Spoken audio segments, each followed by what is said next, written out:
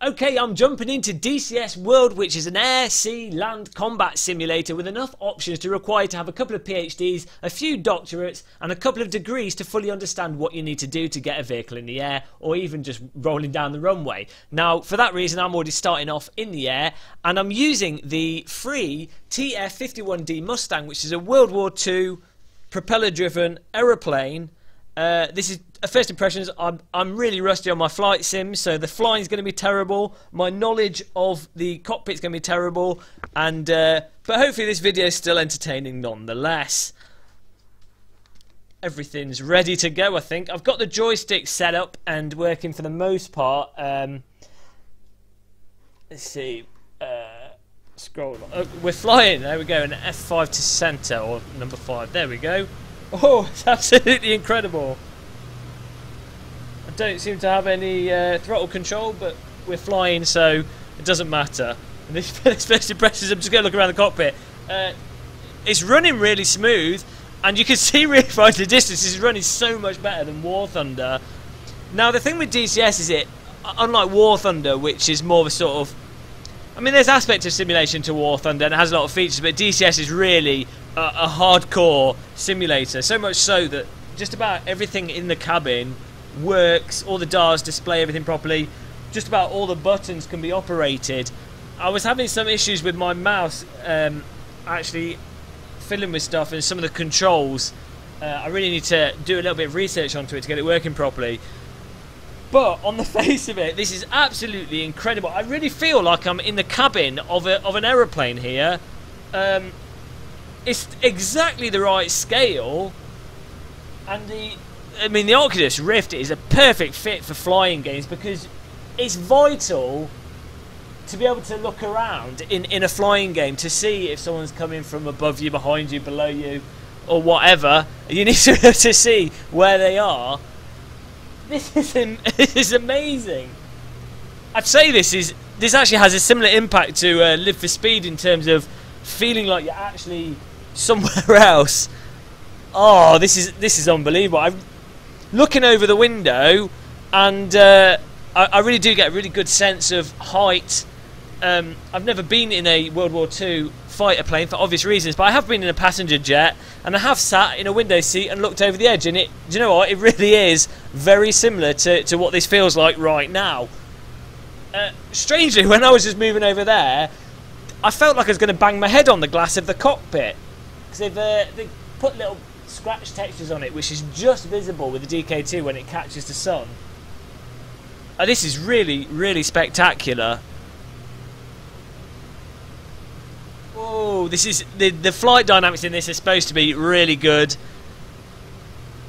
So I'm going to take it nice and easy. I don't want to just die immediately or yank on the throttle so that the wings fall off. I don't know how much abuse you can give this sort of a plane.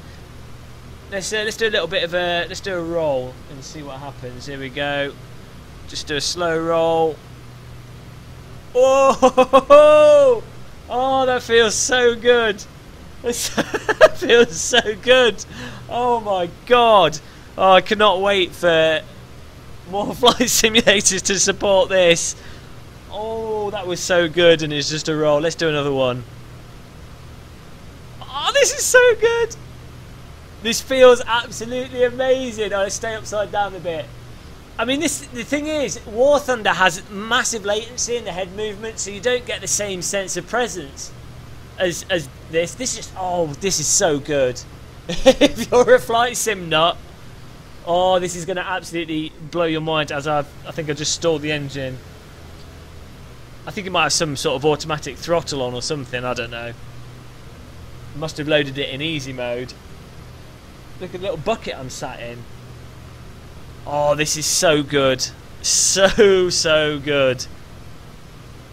This is running as good as Live for Speed in terms of presence and really feeling like you're there. I wonder, it'll be interesting to see how well you'll be able to see other enemies and stuff in the distance, or if you need to put the user interface on, but it looks really clear.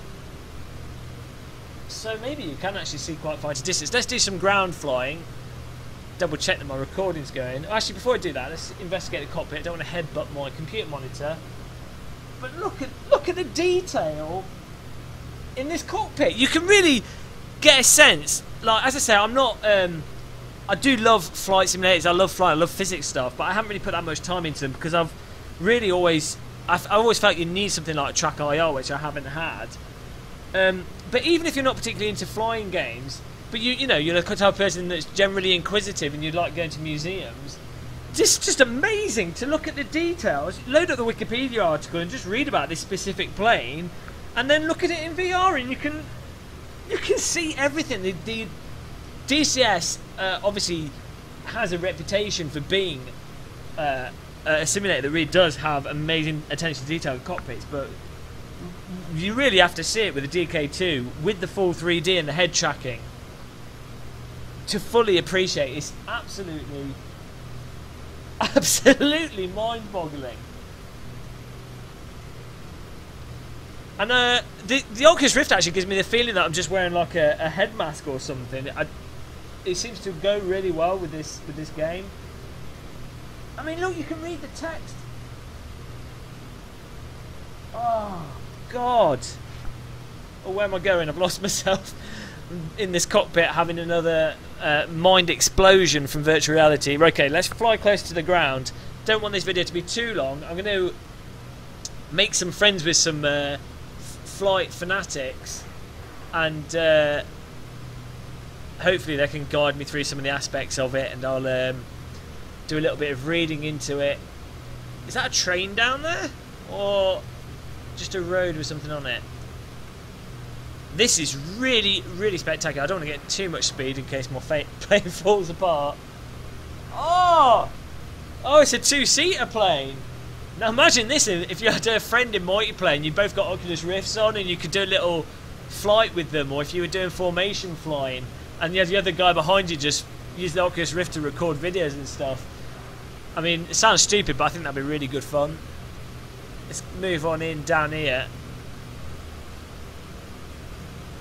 Oh, God, I just think gliding and stuff in X-Plane and Microsoft Flight Simulator, and that just, it's going to be so good. But this DCS is running amazing. As I say, this is a free plane that you can just download for free and get in. It's a little bit of a process you have to do to get it working with the DK2, but absolutely worth it. Oh, blacking out. Too many G's. Need to hold my breath.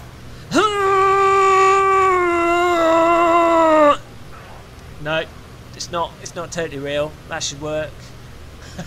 You should watch that. I'll put a link to the video that I was referring to. Whoa. And there's not that many details on the front. The ground texture could be a little bit higher resolution. I'm sure there's mods for that, and I'm sure areas have more detail. But what with it, it's running so well, and it's so convincing that I'm in a bloody plane. I don't really care. Should we fly over some hedges? Or the trees, but they look a bit like hedges. Oh, this is really, really, really spectacular. Woo! The flight model of the plane seems a lot more predictable. It seems a bit better than War Thunder, to be honest. War Thunder seems a little bit floppy in its flight model, which is weird because IL-2 Stromovic, which I did put a lot of time in, felt really detailed in its flight model. So I don't know why War Thunder is sort of as it is. I guess they wanted to get more of an arcade market with that, but maybe it was just my settings, and maybe it's because my headset, maybe because the Oculus Rift support's not so good yet in that. This feels a bit like flying over Yorkshire at the Yorkshire Moors or something. You can really feel how high you are above the ground. Oh, and the sense of speed is so good. Oh, I could just fly. I don't need gameplay. I could just do this all day long. Oh, don't want to fly into the ground. Unbelievable. This is so good. Oh, what is that? Is it some water? Buildings coming up. And I'm not running this on full graphics setting, so maybe I do need to tinker with that a little bit. Oh, this feels so good. I mean, you've got to try this. Yet another Oculus Rift experience. Oh, the water looks nice. It's kind of reflecting the sky a bit. don't think it's reflecting the environment too much, but it's definitely reflecting the sky as it turns into a little stream. Oh, this is so good. Running out of words again. I don't know, there's a little road there. Let's follow this.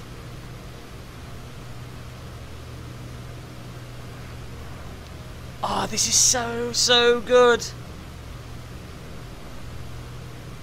And I'm pretty sure this is probably quite close to what it feels like to fly the real thing in terms of being in terms of scale, in terms of feeling distance from the ground, in terms of the enclosure. Obviously you get G-force in real life and the smell and the wind, everything in real life.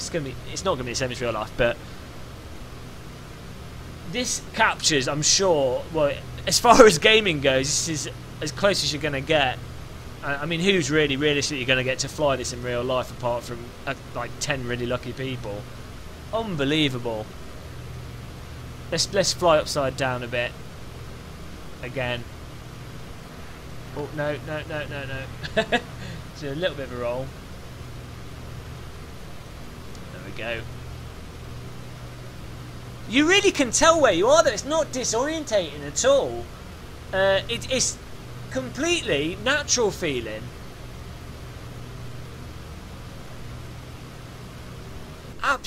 Oh god, my engine's gone off. I don't know why. Maybe this plane's not designed to fly upside down. Doesn't like it. Maybe the fuel sloshes out of the tank when you fly upside down.